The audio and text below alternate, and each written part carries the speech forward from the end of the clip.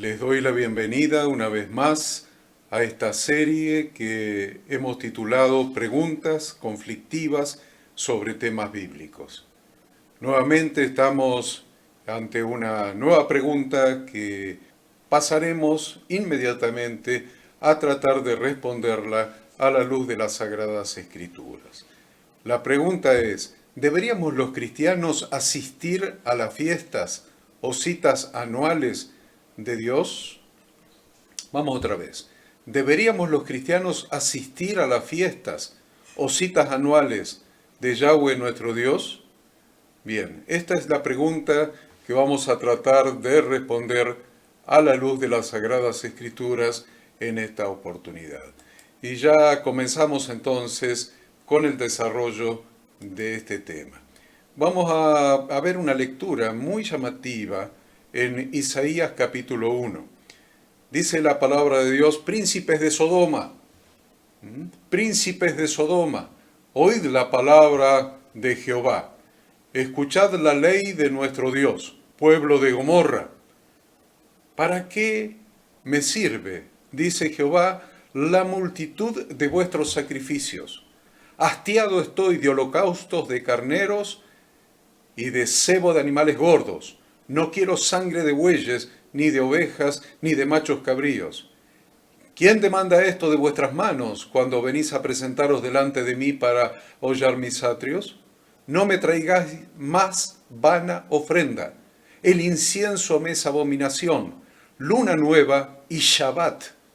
El convocar a asambleas no lo puedo sufrir. Son iniquidad vuestras fiestas solemnes.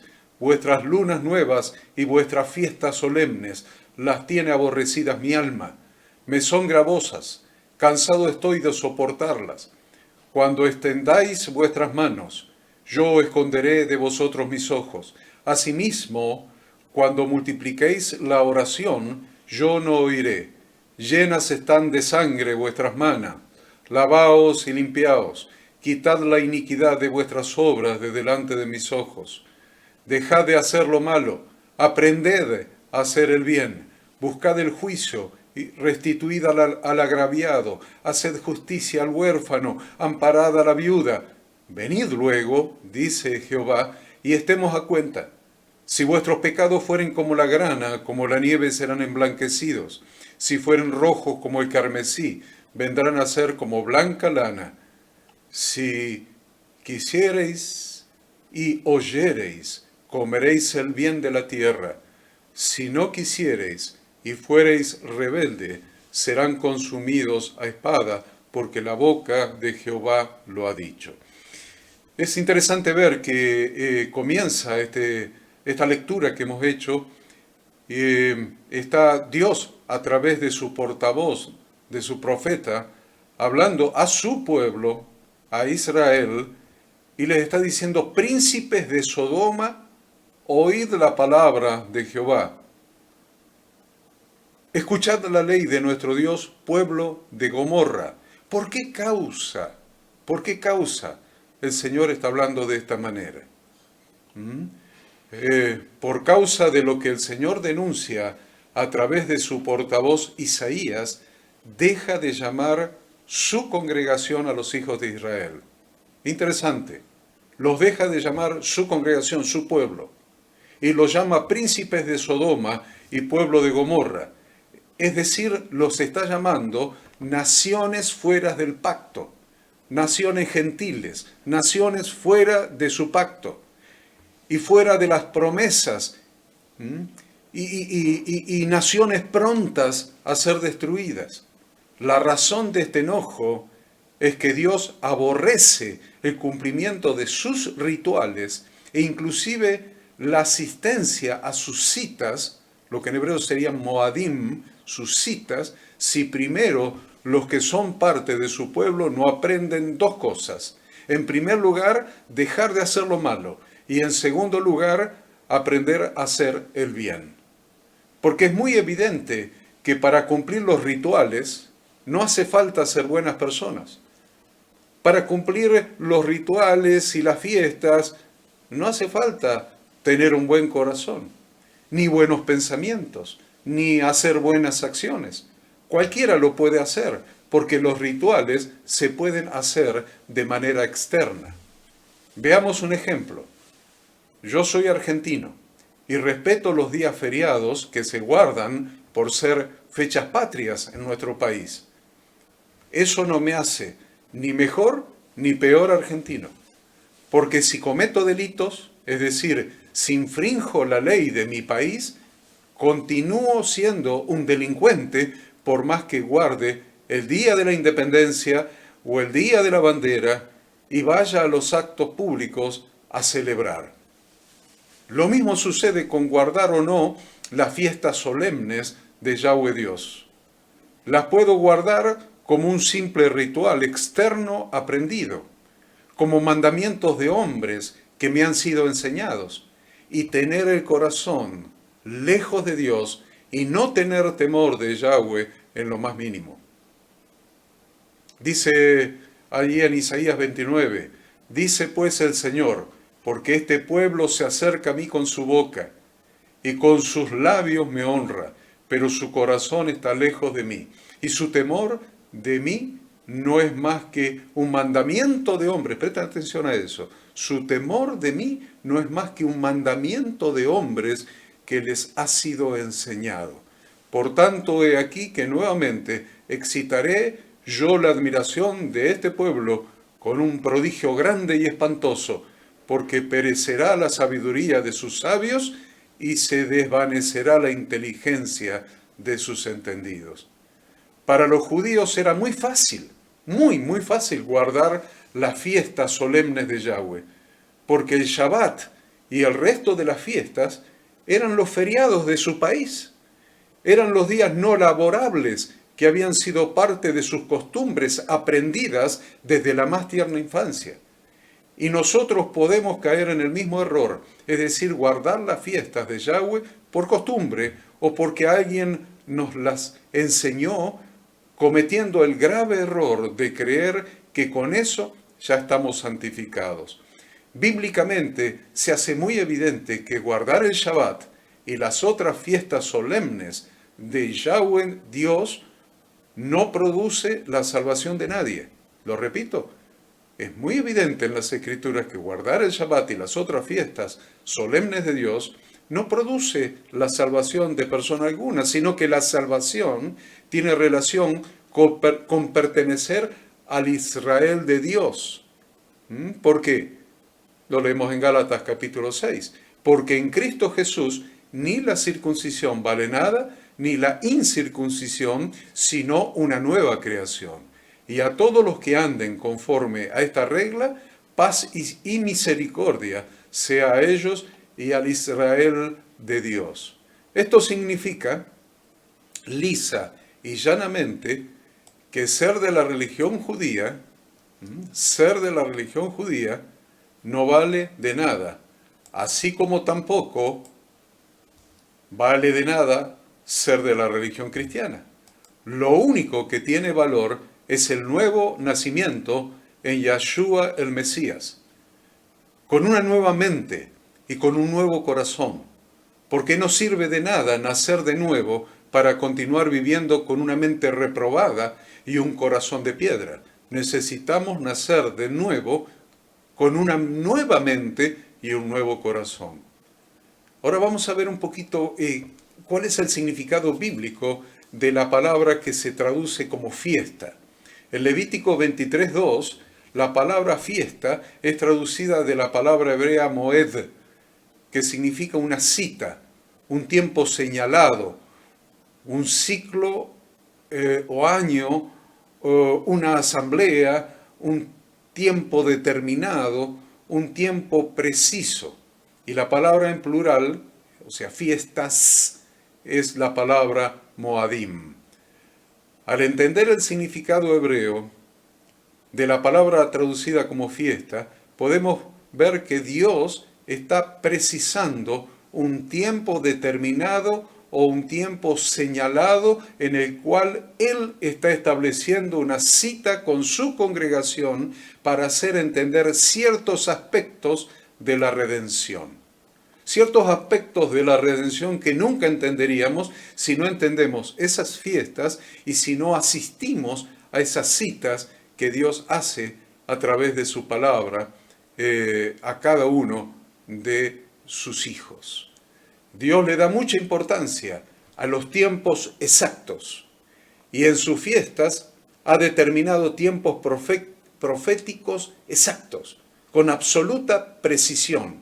Por ejemplo, primero, vemos en Gálatas capítulo 4, pero cuando vino el cumplimiento del tiempo, noten, cuando vino el cumplimiento del tiempo, Dios envió a su Hijo, nacido de mujer y nacido bajo la ley, para que redimiese a los que estaban bajo la ley, a fin de que recibiésemos la adopción de hijos. Los que estaban, entiéndase, bajo la ley significa bajo la maldición de la ley, o sea, en pecado.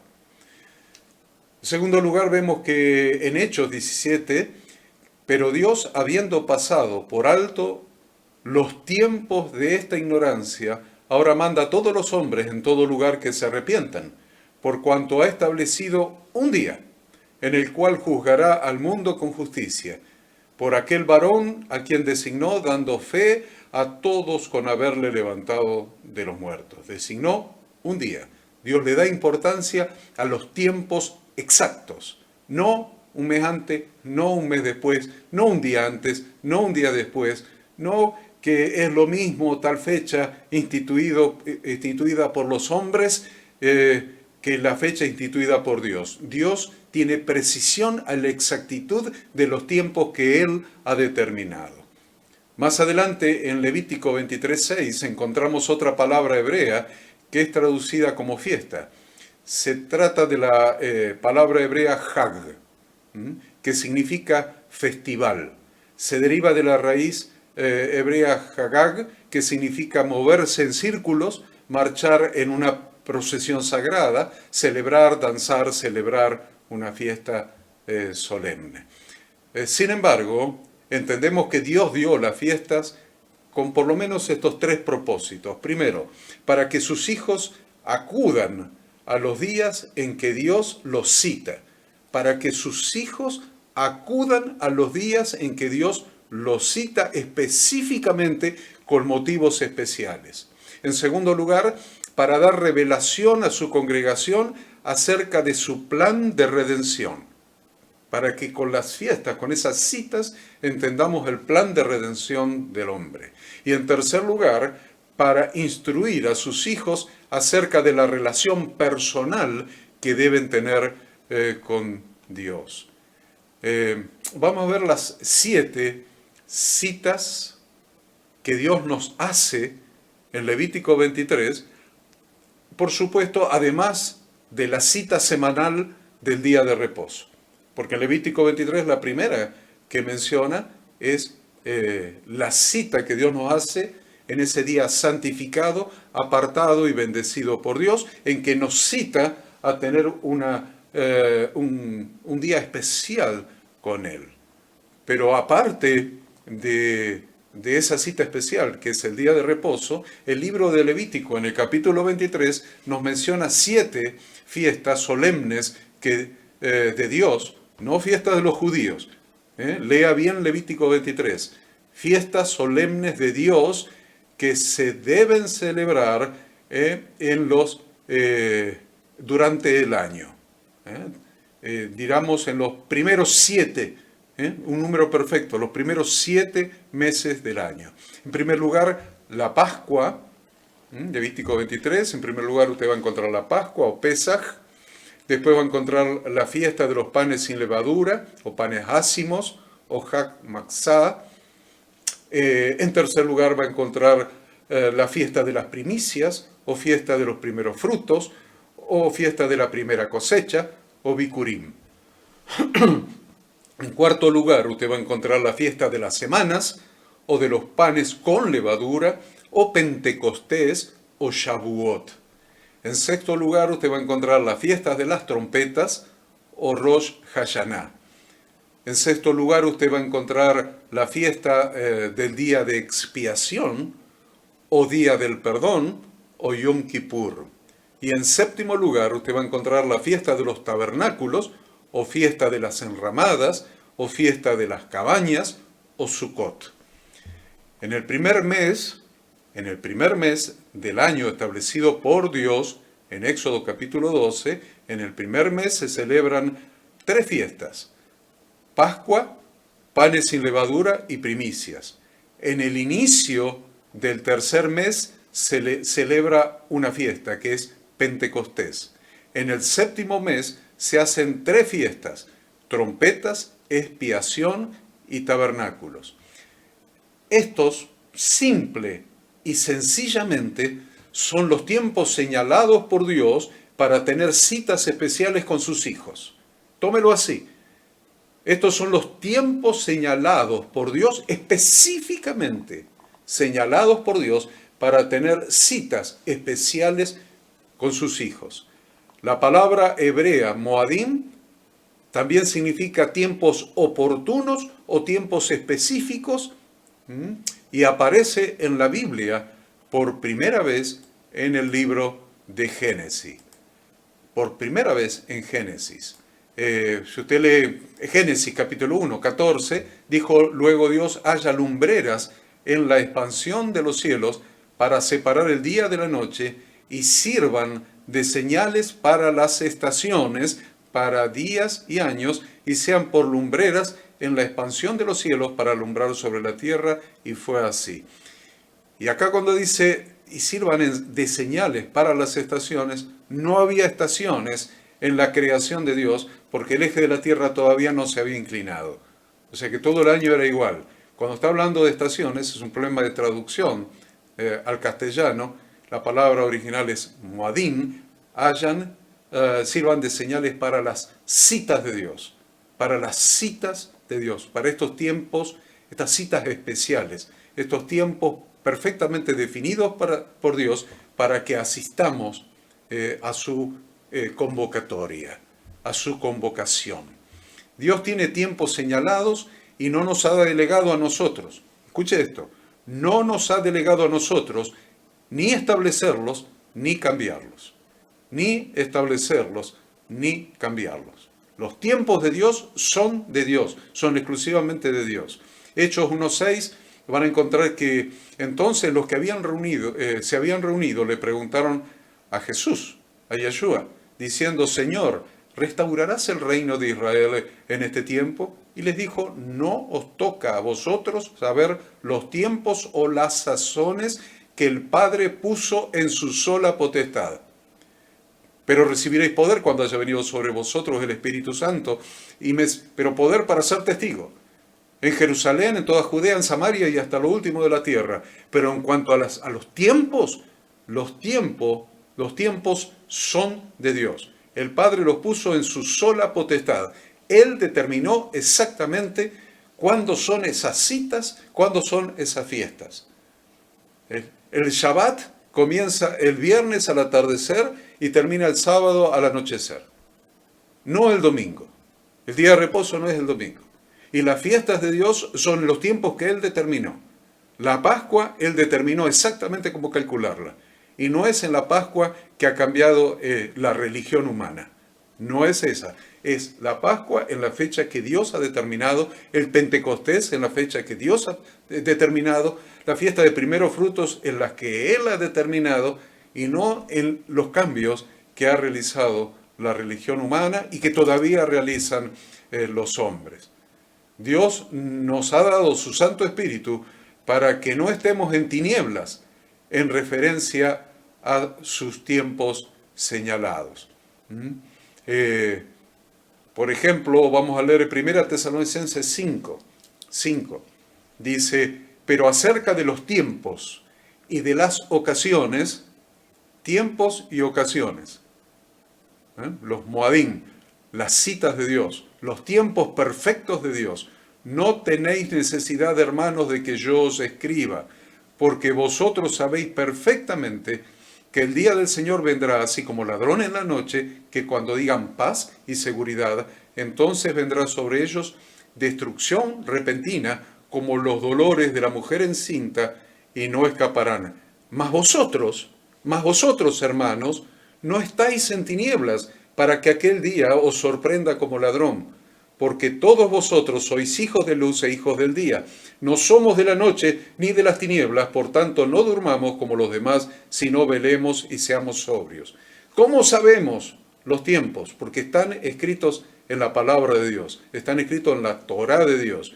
Entonces nosotros no estamos en tinieblas, y el día del Señor, la segunda venida de Cristo, no nos va a tomar por sorpresa, porque coincide exactamente con una de sus fechas, de sus citas, de sus fiestas perfectamente determinadas.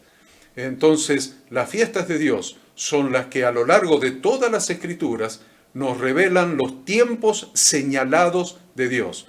En los tiempos de Jesucristo, los fariseos no podían distinguir los tiempos señalados de Dios. Por eso el Señor les dice: hipócritas, sabéis distinguir el aspecto del cielo y de la tierra. ¿Y cómo no distinguís este tiempo? Lucas 12. ¿Cómo no distinguéis este tiempo? No eran capaces de distinguir el tiempo de la primera venida del Señor. Pero nosotros, por la revelación que recibimos de la palabra de Dios a través del Espíritu Santo, podemos recibir las precisiones de los tiempos de Dios a través de sus fiestas de Levítico capítulo 23, versículos 1 al 14, que establecen el calendario de Dios para todos los tiempos, excepto el día de expiación, que es Yom Kippur en hebreo. Las citas con Dios eran momentos de gran alegría. En las citas de Dios con sus hijos se destaca el número 7. El séptimo día, como Shabbat, como día de reposo activo. Luego Pentecostés era la fiesta de la séptima semana. La séptima luna nueva con sus consiguientes días de la expiación, y la fiesta de los tabernáculos era la fiesta del séptimo mes. En el capítulo 25 tendremos ocasión de considerar el año shabático y el año del jubileo, dispuesto en base al número 7. Había 7 días de panes sin levadura y 7 días para habitar en tiendas en la fiesta de los tabernáculos. Dios hizo un calendario de sus citas perfecto. Se requería a todos los hombres que acudiesen a Jerusalén en 3 ocasiones: en la fiesta de Pascua, Pentecostés y Tabernáculo. Deuteronomio 16. Estas ocasiones representaban algo muy significativo: la unidad de la congregación, justo en el lugar donde Dios había establecido su morada, en Jerusalén. La mayoría de estas fiestas estaban adaptadas a la vida agrícola. Voy a saltear esto para ir más al grano, pero el propósito principal de estas fiestas era presentar una figura profética del tiempo futuro. Cada una de estas fiestas encontraría su cumplimiento en el tiempo o en el final de los tiempos. La mayoría ya se han cumplido, por lo menos las 4 primeras. Destacamos este detalle al avanzar en nuestro estudio. ¿Cuál es el significado profético de las fiestas de Levítico 23?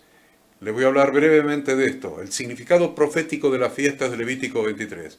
Podemos afirmar que en su cumplimiento profético, las primeras 3 fiestas están unidas. Hay una intermedia que culmina las primeras 3, y las últimas 3 fiestas están unidas entre sí. Las primeras 3 fiestas están relacionadas con la primera venida de Jesucristo y su ministerio terrenal, mientras que la cuarta se relaciona con el derramamiento del Espíritu Santo, que comenzó en Hechos capítulo 2. Luego de un periodo intermedio que permita que entre la plenitud, que se incorpore, que ingrese la plenitud de los gentiles, Romanos 11:25, las últimas 3 fiestas estarán relacionadas con la segunda venida de Jesucristo en su condición de león de la tribu de Judá, juez y rey. Entonces, es muy importante esto. Voy a mencionar las 7 fiestas. La fiesta de Pascua: Jesús es nuestra Pascua, 1 Corintios 5:7. El Cordero de Dios que fue sacrificado y cuya sangre fue recibida y aplicada para que la ira de Dios pasara de nosotros. La segunda, panes sin levadura, Jesucristo en la tumba como Cordero de Dios que quita el pecado del mundo. Quita la levadura, el pecado del mundo. La tercera, primicias, Jesucristo fue el primogénito de entre los muertos, Colosenses 1:18, y primicias de los que durmieron, 1 Corintios 15:30 y 1 Corintios 15:23. Cuarta, Pentecostés. La cuarta fiesta está relacionada con el derramamiento, como hemos dicho, del Santo Espíritu de Dios sobre los creyentes, relatado en Hechos capítulo 2. Quinta, trompetas. El arrebatamiento de la congregación de Dios. 1 Tesalonicenses 4, 16 y 17. Sexta, día de expiación. Aflicción en el día del juicio ante el tribunal de Cristo. Jeremías 37. Y la séptima, la de tabernáculos, se refiere a las bodas del Cordero, en el reinado milenial de Jesucristo. Y finalizo con esta lectura, Zacarías 14:16.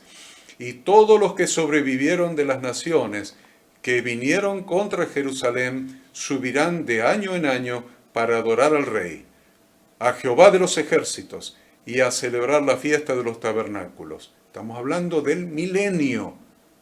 Entonces es importante que aprendamos esto porque lo vamos a tener que celebrar por 1000 años si es que hemos sido salvos. Si es que hemos sido salvos y entramos al milenio, vamos a celebrarlo por 1000 años. La fiesta de los tabernáculos. Y acontecerá que los de las familias de la tierra que no subieren a Jerusalén para adorar al Rey, Jehová de los ejércitos, no vendrá sobre ellos lluvia. Y si la familia de Egipto no subiere y no viniere sobre ellos, no habrá lluvia. Vendrá la plaga con que Jehová herirá las naciones que no subieren a celebrar la fiesta de los tabernáculos. Las bodas del Cordero. Esta es la fiesta de los tabernáculos. Y dice, esta será la pena del pecado de Egipto y del pecado de todas las naciones que no subieren para celebrar la fiesta de los tabernáculos. Es muy importante que entendamos esto. Esta breve introducción a las fiestas de Dios, a la cita que Dios nos hace. Celebramos muchas cosas y aún hemos celebrado muchas veces la Pascua, esa Pascua tal vez llamada de resurrección, que empieza un viernes y termina un domingo a la mañana, etcétera, en los tiempos no fijados por Dios y de la forma no determinada por Dios y con el significado erróneo. Y hemos celebrado otras fiestas que no se las voy a mencionar, pero ustedes ya saben, que no están establecidas en las citas de Dios. Yo quiero ir a las citas que Dios me ha hecho. Quiero estar en sus citas. Quiero estar en sus muadim, en sus citas, en sus tiempos señalados, en sus tiempos precisos, señalados por Dios para tener un encuentro con Él. Es muy importante que entendamos esto y deseo que esta pregunta haya sido debidamente respondida en este breve tiempo. La pregunta era, ¿deberíamos los cristianos asistir a las fiestas o citas anuales de Dios? ¿Deberíamos asistir? ¿No? ¿Somos cristianos?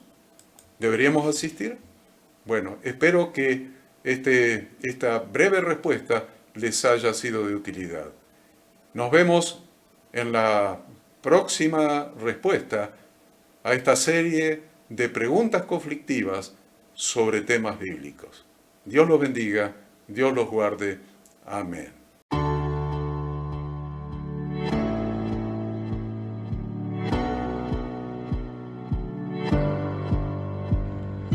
Queremos que tú también conozcas esta herramienta que durante los últimos 18 años ha sido útil para las iglesias de todo el mundo de habla hispana, capacitando cientos de siervos de Dios.